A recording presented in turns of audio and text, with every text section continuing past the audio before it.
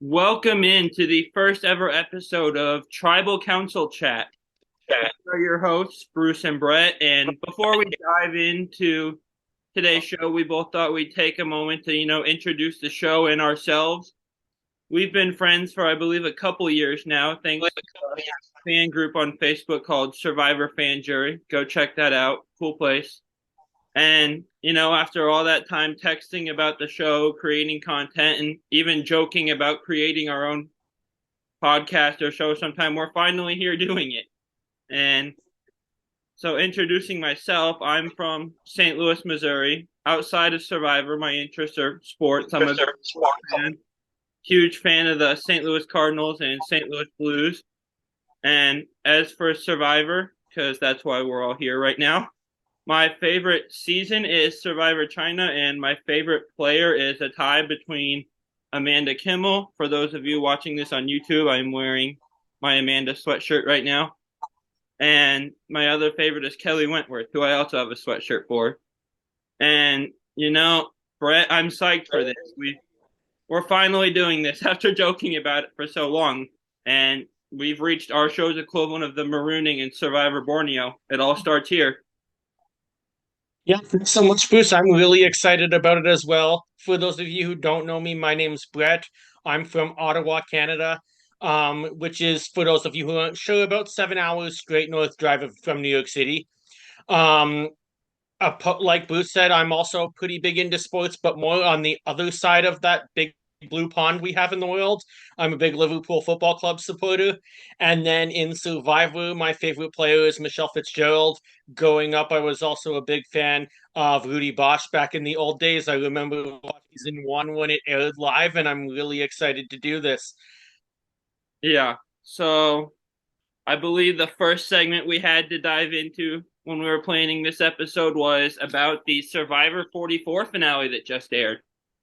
So that was an amazing episode, really solid winner.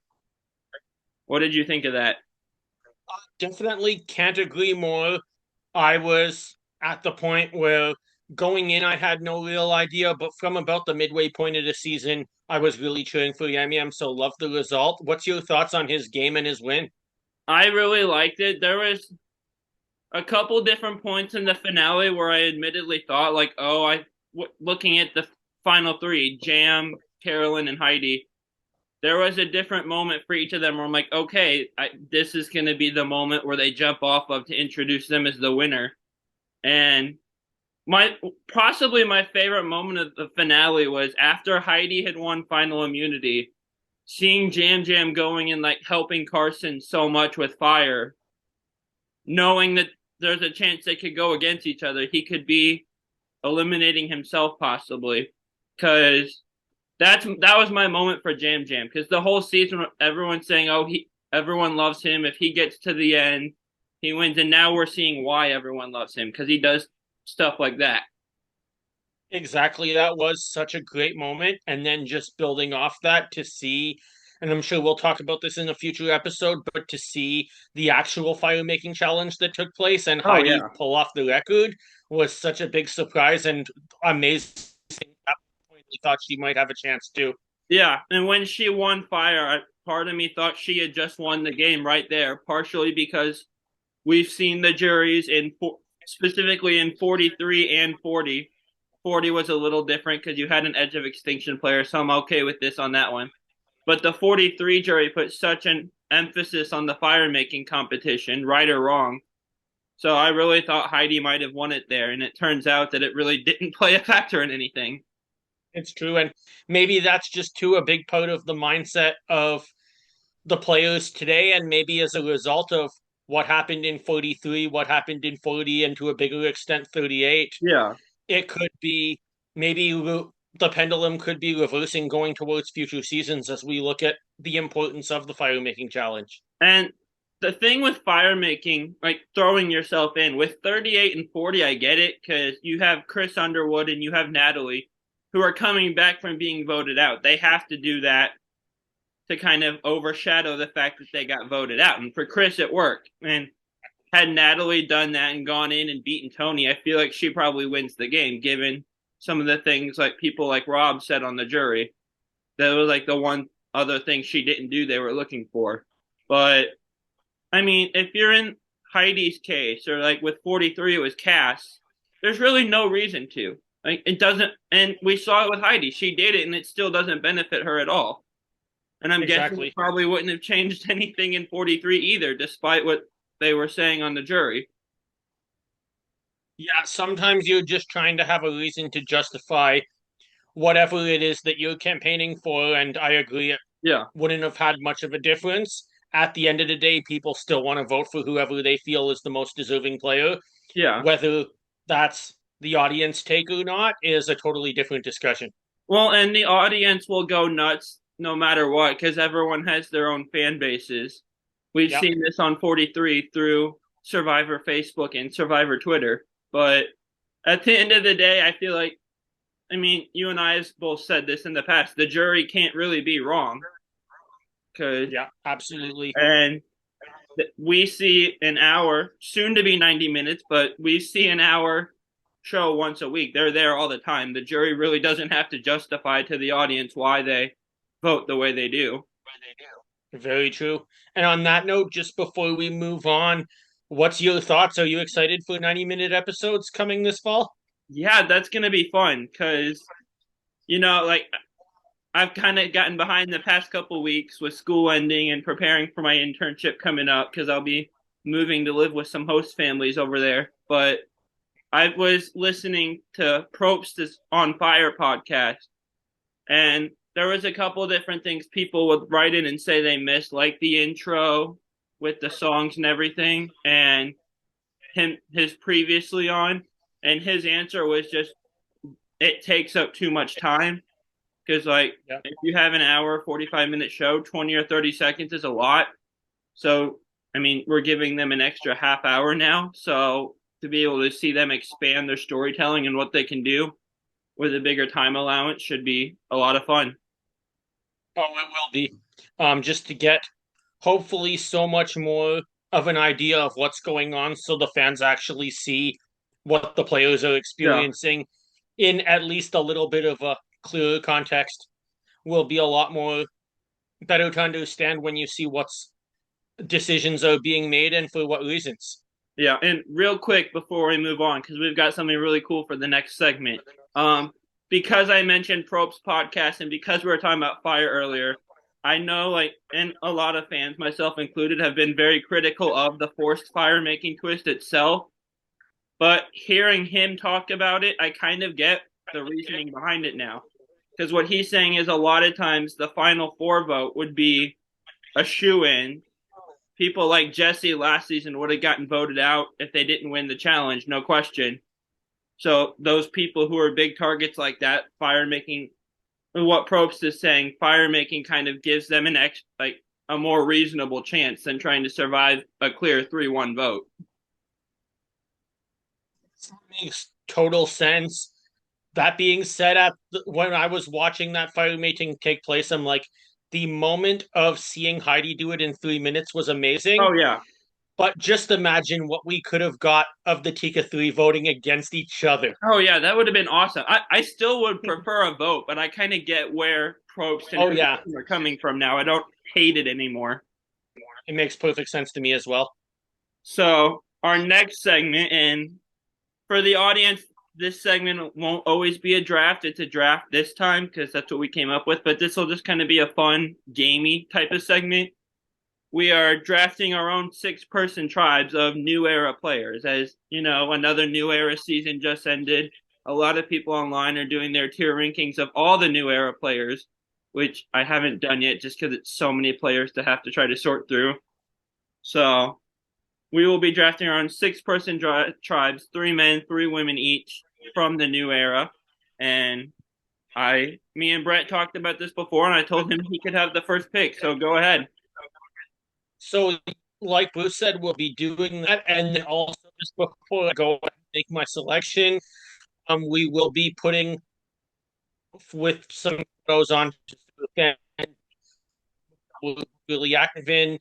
So we would love to you guys maybe go and vote who you on the draft at the end once Yeah, and by the time this airs, our social medias will be up. That's Tribal Council Chat on Facebook.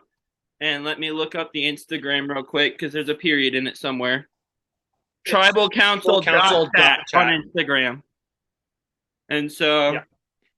take it away. And YouTube also, same name as the Facebook. Yeah. So let's get this draft started. And new era players, there's been a lot of good ones.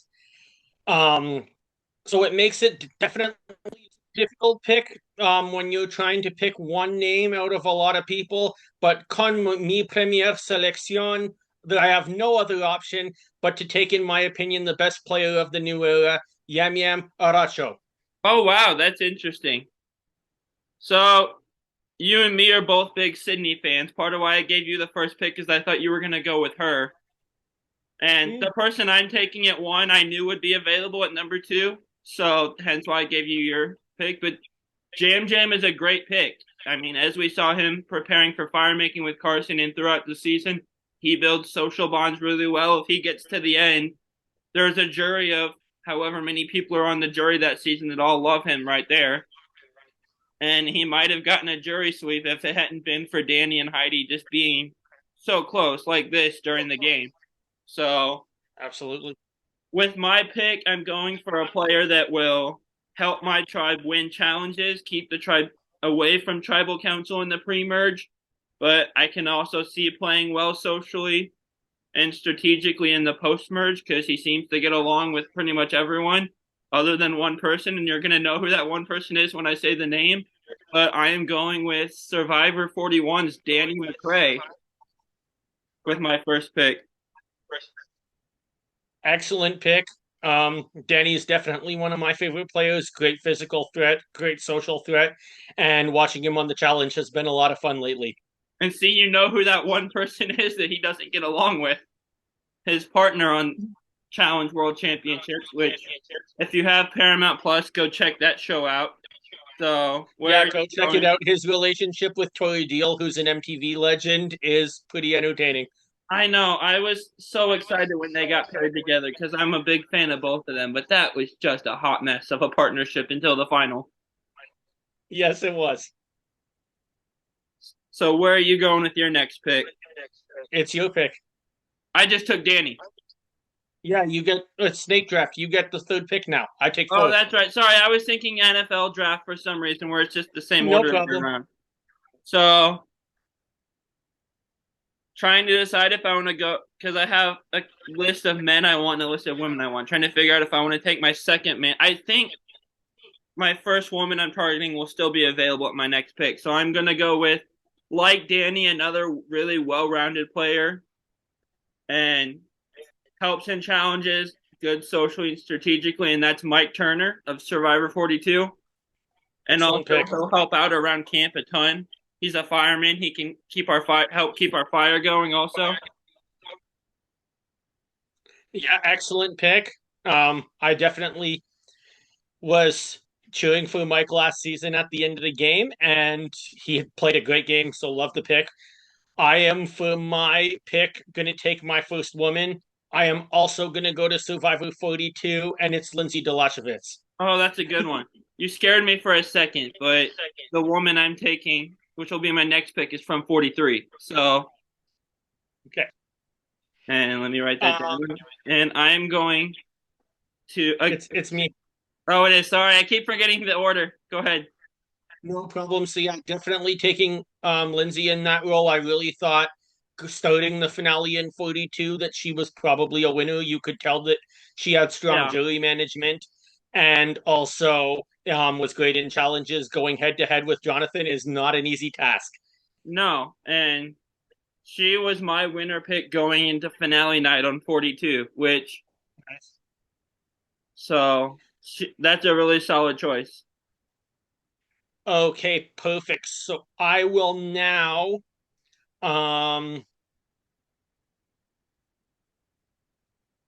this is an interesting one.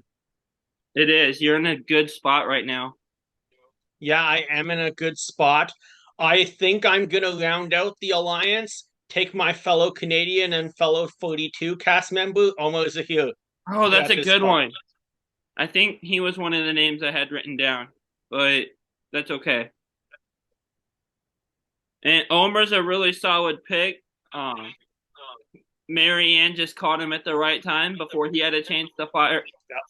They were gonna fire shots at each other at one point, and he just waited too long. But if he gets to the end, he wins. He's like we talked about Jesse last season, Ricard in 41, just kind of that. If they get to the end, they win, but they didn't manage their threat level, so there's no way they get there. And I will be Two. taking with my next pick of Survivor 43, Noelle Lambert, who is a player that didn't get a ton of airtime for some reason, but what we saw was super cool. She seems really likable, like play a good social game. She killed it in challenges, especially considering she was on one leg for a lot of them. I mean, and one prosthetic leg for the other one, but still. And getting caught in that net was unfortunate, but watching her get out of it and come back, I believe that was the challenge. She pulled the huge comeback and won. If not, the fans will probably correct. Inspiring story. Yeah, so she'll be my third pick to go along with Danny and Mike. I love it. I'd love to see her get another chance to play again. Yep. And with my fourth pick, I will be taking another female off the board that did get more of the edit than Noelle did, and has proven to be really well-rounded player. As you can tell, that's what I'm going for. Just people that seem to excel at all three aspects, and that is Frannie. Nice pick. Yeah, definitely good pick. Frannie played a really good game. Thought she was gonna go far, and it just blew up at the end. But very physically strong, socially strong, and I mean, to be as dominant in the game as she was during a showmance is something that's never been done since Love and Amber. So that's pretty impressive too. Yeah, and I remember texting you as soon as that storyline revealed itself that showmances are I love the two of them together, but showmances are a terrible idea, and they still are. But that Frannie made it pretty far. That didn't seem to affect either of their games that much. I mean, no, you can make the argument that that's what got Matt voted out, but with tribes that small, because they split the tribe for that tribal, it's unpredictable anyway. So, where are you going next? Great pick. I'm next. We talked about Danny on the challenge, and I'm gonna go with someone I'm very excited to see on an upcoming season from Survivor 43, Cassidy Clark. Oh, that's a good one. That is a solid pick. Going into the finale last season, I kind of just for my prediction, I kind of mapped out what each of the 5 boots would be, who would win challenge, and the only thing I got wrong was that I thought she was going to win. And admittedly, as much as I like to mess with the Survivor fan base, at least online, for being incredibly inconsistent, when they say they want a bitter jury, then get mad at the 43 jury for claiming they're bitter. Cassidy would have gotten my jury vote too, but that's a really solid pick. Excellent.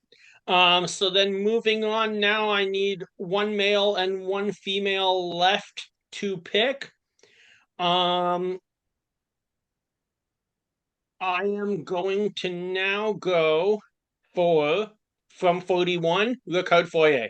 Oh, darn. That was next on my men's list. I figured that's what happened at some point, but that's a really solid pick. And like I mentioned earlier, he was all season playing great. Him and Shan were a tight duo. And kind of with Marianne and Omer and 42, Ricard and Shan are going to take a shot at each other at some point. And Ricard picked his timing right and fired first. And I mean, if he makes it to final 3, he wins in my mind. No question. But the one flaw that he had was he didn't manage his threat level very well. Everyone knew how well he was playing. So when he didn't win immunity at 5, everyone knew his game was over. But I like Ricard. I hope we see him back sometime. About fire making 5's just become the old 4. Yeah. which is fine. I mean, Yeah. so it's Anyway, my. you're up for two.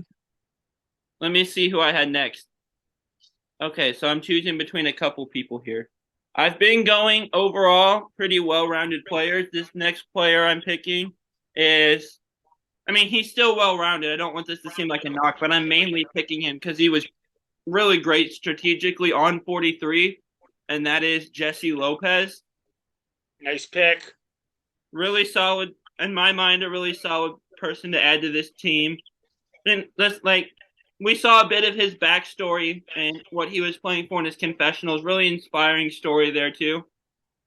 And again, like Ricard, if he gets to the end, Jesse wins 43, and nobody has a complaint about the 43 jury in Final Tribal, but Yeah. didn't manage his threat level very well. I mean, he I kind of love nobody knew he had Janine's idol until he revealed it and voted Cody out with Cody's own idol and saved Owen with Janine's idol. amazing. But he pulled that move with too much time left and made himself public enemy number one.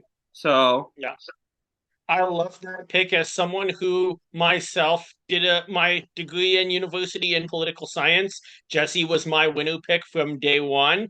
And going into finale, I thought, okay, maybe this is the first time since I went three in a row with Michelle, Adam, and Sarah that I was going to correctly predict the winner pre-game. And it wasn't to be, but he played one of the best games at a new era. And frankly, yeah. I'm shocked that he's still on the board right now and not sure how I forgot about him. But Hey, I mean, amazing. I didn't think Ricard would last as long as he did either. I'd love to see the two of them play together sometime because they're very Oh, similar yeah. players in my head. But so this is interesting. I picked the next two lists up I got my top two women off my board I had written down. The next two were Lindsay and Cass, which you both took. So I'm gonna go with a bit of an upset pick here. And just somebody I enjoyed watching and she went out early. So I want to see what she can actually do, and that's Janine. So Very nice. I feel like she'd fit in with the vibe that my tribe seems to have pretty well. Yeah, can't agree more. Great pick. I definitely thought she had a lot of potential and would be great again to see. And seeing her face at that tribal when Jesse revealed he had the idol the whole time, because she thought it had went out with Dwight, I believe. Yeah. So I believe it is your pick to round it out now. Yeah, my pick to round it out is gonna go with one of my favorite players that's an absolute robbed queen of this era. I'm taking Sydney Siegel, and any of you, before you comment, can hate me because you hate me. And you and me have actually we zoomed with her one time with another friend of ours, and she was really nice to us. So She was. And as you know from my own background and from reasons that I love watching Michelle and Sydney, both in the game but also outside the game. I'm a big traveler too. I've been to 30 countries the week before I turned 30 years old. So I'm always going to be drawn to players that I share that passion in life with to get out of our homes and see the world. oh yeah, for sure. So for your and we'll put this up on our socials for you guys to vote on which tribe is better. Brett's tribe is Jam Jam, Lindsay, Omer, Cass, Ricard, and Sydney. And I've got Danny from 41 because there's two of them now. Mike Turner, Noel, Franny, Jesse, and Janine. So two really solid tribes. I'd love to see those tribes go head to head with each other sometime. Yeah, it would be fun. So we are now going to do, and many of you on Survivor Fan Jury have probably played this before, but our concluding segment for our first ever episode. It's gone really well so far. Oh, And that's what we call ally, blindside, and first boot. Bruce is going to give me three players. I'm going to do the same thing to him, and you have to choose which player you'd want in your alliance, which player you'd blindside, and which player you would vote out first. Yep, this is a game I created just because I was bored one time and wanted to show off that I can think analytically about Survivor and just give reasoning for why I chose these people. And it just kind of became a thing that took off. And anytime I post it, it gets popular and gets a lot of comments. So I will. And certainly feel free to comment below. We'd love to hear your selections as well. Or if you have, names you want us to analyze, bring up on the podcast, or ideas for the fun segment, hit us up at tribalcouncilchat@gmail.com. So, Absolutely. sir, I've been trying to figure this out since we picked the day we were going to take this. What 3 names? And there's just so many names throughout Survivor and players that we both like and don't like that my mind kind of went into overdrive.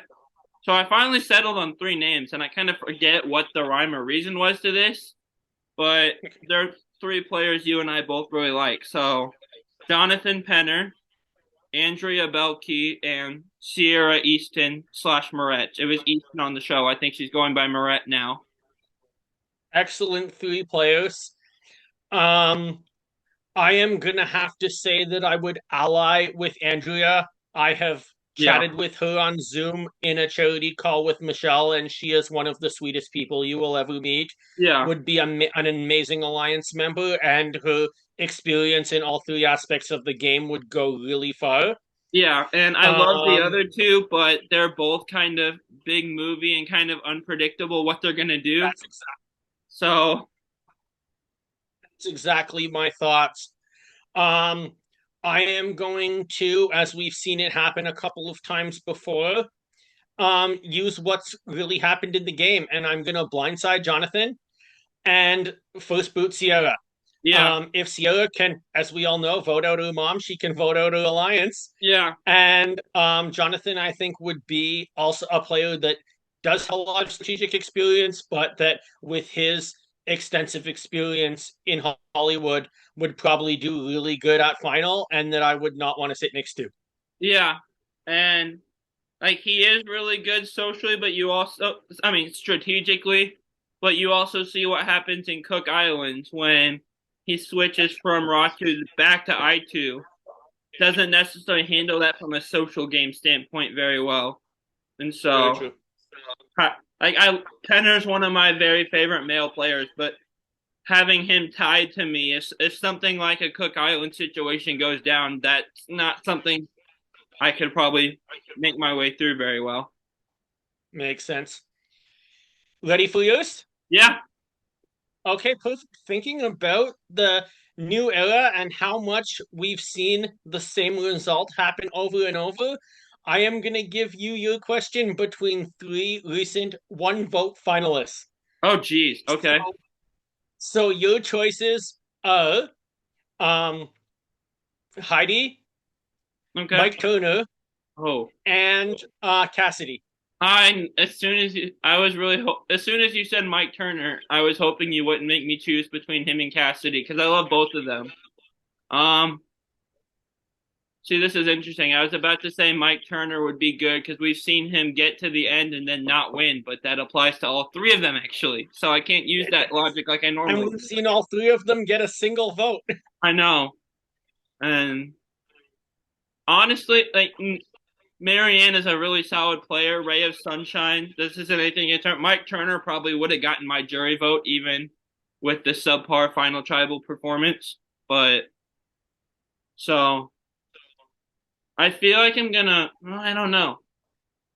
So just because I feel like we didn't see Heidi as much as we saw the other 2, the edit was very Matt and Franny heavy this season, and then was basically 80% Tika from Franny getting out forward.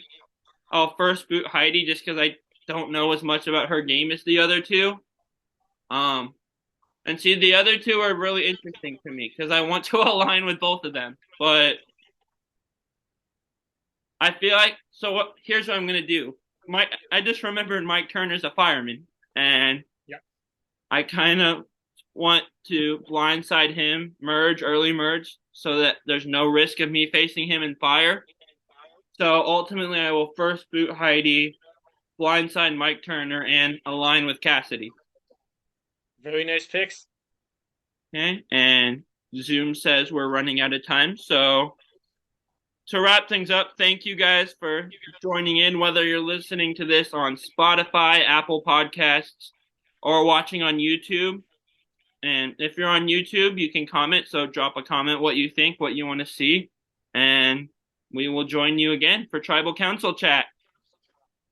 Thanks so much, everyone, for listening, and can't wait till the next one, Bruce. This was amazing. Yeah, can't wait, man.